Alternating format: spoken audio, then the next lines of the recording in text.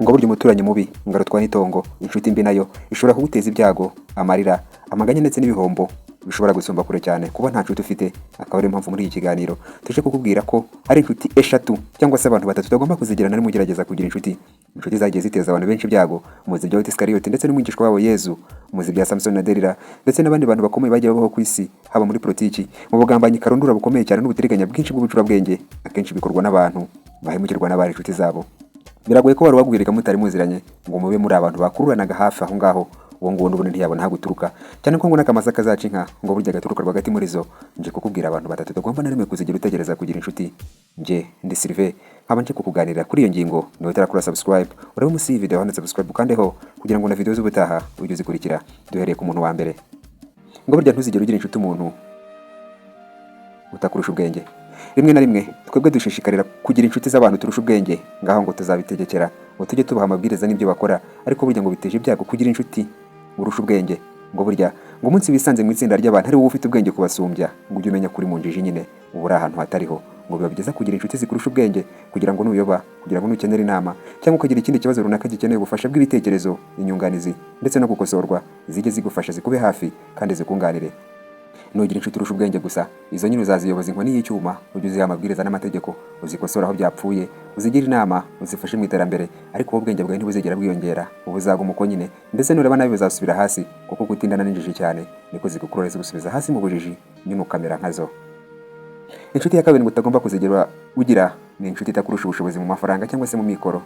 Ntabwo iyi ngingo ishatse kuvuga ko tugomba gucudika n'abakire cyangwa abantu bahambaye cyane mu bushobozi kuturusha, ahubwo ishaka kutubwira ko mu by'ukuri tugomba kugira inshuti nyine ziri hejuru gato cyane y'ubushobozi turiho mu by'amafaranga, cyangwa se ziri ku bushobozi nk'ubwo natwe turiho. Waba uhembwa 1,100 nyine nawe ukagira inshuti ihembwa 1,100, cyangwa se ukagira inshuti ihembwa 120, ariko mu biba ari ikibazo kuba uhembwa 100 ukagira inshuti ihembwa 50. Iyo nga kenshi uzasanga kukubaza mu bibazo byawe wangujije, wabaye nteje 2, wabaye nteje 5, wabaye mpaye kudushyimo njye kurarira, wampaye ku makara, ibintu nk'ibyo ngibyo bitajya birangira, wantije kuri gaze. Ubwo ni ukuvuga mu gihe muturanye mu gipangu kimwe cyangwa ahandi hantu, inshuti ngiyo ngiyo akaba nta hantu ishobora kukugeza.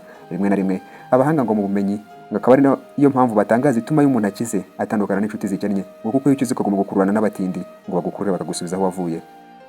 Ibi ntibisobanuye ko ugomba gucudika n'abaherwe cyane, kuko ngo burya hari umukire nawe utagomba gukururana nawe, kuko ngo yagusuzugura akakubona nk'umugaragu. Urumva niba umuntu ahembwa miliyoni ukamugira inshuti uhembwa 200,000, uwo muntu ntaho muhuriye. Uwo ni wa wundi ujya kugenda agiye muri trip cyangwa asohotse n'umugore n'abana, akaguhamagara ngo uzature urugo rwose kumusigarira ku nzu. Ibi rero bisobanuye ko ugomba gucudika n'abantu mwenda ko mu byiciro bimwe, ariko kandi bari hejuru yawe gatoya aho kuba munsi yawe. Inshuti ya gatatu tuje kukubwira ni niba inshuti mukururanye itakurusha ubupfura, bikurusha ubunyangamugayo, iyo nshuti nta nshuti ufite. Icyo ni igipambaro ufite aho ngaho, ngo biba byiza kujugunya kuri hakiri kare. Inshuti eshatu turimo tukubwira, ikintu cya mbere tugomba kubikurusha n'ubwenge, ubwo n'amashuri arimo ubumenyi ndetse n'ibindi bintu bitandukanye ushobora kunguraho inama. Icya kabiri ni amikoro, amafaranga, iterambere ndetse n'ibindi. Icya gatatu ni ubwangamugayo. Ni mu itsinda ry'inshuti zawe ari wowe nyangamugayo ukomeye irimo, ujye umenya nyine ko nta nshuti ifite. Uba ugomba ngo kugira inshuti zikurusha ubwangamugayo, kugira ngo nyine aho kugira ngo abe arizo zizaguhemukira, ahubwo abe ari wowe wenda wahemuka. Ariko kandi ngo icyo wazigeraho ni ubwangamugayo nyine, kuko nazo ari inyangamugayo. Ngo burya hari akantu k'ingenzi cyane uzigeraho. Igikomeye rero ngahangaha ni uko mu nshuti izo arizo zose uba ugomba kugira inshuti ufite icyo wigiraho cyangwa ufite icyo wakuraho, kurusha izifite ibyo zigukuraho byinshi cyane, kuko nyine wowe uri gutakaza uhumva usubira inyuma aho kugira ibyo wunguka. Niba inshuti ufite itakurusha ubwenge, ntikurusha amafaranga, ntikurusha ubupfura n'ubwangamugayo, ngo inshuti ivugwa neza mu baturanyi, muri sosiyete, mu kazi ndetse n'ahandi, iyo ikizakuzanira nta kindi ni ukukubaza mu bibazo byo kukuguza amafaranga waba wimpije aya n'aya. Nyamara kandi ngo ubwo wowe ngo uzatungurwa n'uko inshuti ngo nta kintu na kimwe ushobora kwitira ngo usange igifite, kabone nubwo waba ari cyo ukeneye ngo wagira ahandi hantu ujye kugishakira. Ngo kandi ufite inshuti wakabaye ucyaka, kuko ihora igira ibyo ikwaka, ariko ugasanga wenyine nta n'icyo ifite, ahubwo ihorana amaganya buri gihe. Inshuti nk'iyo ni iy'amashyari.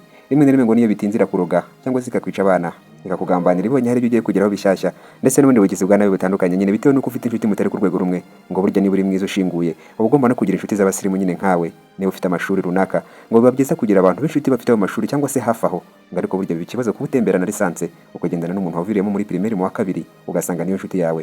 Ngo burya nawe uba warayobye. Rimwe na rimwe rero ngo n'idini ryawe ngo rikaba rigomba kugira n'isano n'inshuti ugira. Ngo niba uri umupantikoti ugahora utemberana n'abasore b'abanywa urumogi cyangwa se abasinzi bahora mu tubari, sinzi niba ubwo bupantikoti bwawe nabwo buzaramba cyangwa se ibyo bita uburokore biterwa n'imyemerere ya bene byo. Aha twashakaga kukubwira ko hari inshuti eshatu ugomba kwirinda mu buzima bwawe. Inshuti zitakurusha ubushobozi uzazishyire kure, inshuti zitakurusha ubwangamugayo n'ubupfura, izo nazo nta nshuti ufite. inshuti zitakurusha ubwenge ngo zibe zaguha inama zigukosore ziguhe n'igitekerezo, aho naho umenye ko nta nshuti ufite ahubwo watakaye cyane. Wakugezaho iki kiganiro ndi Sylvain, ndagushimiye ko wadukurikiye. Ibiganiro byacu biragaruka. Ciao.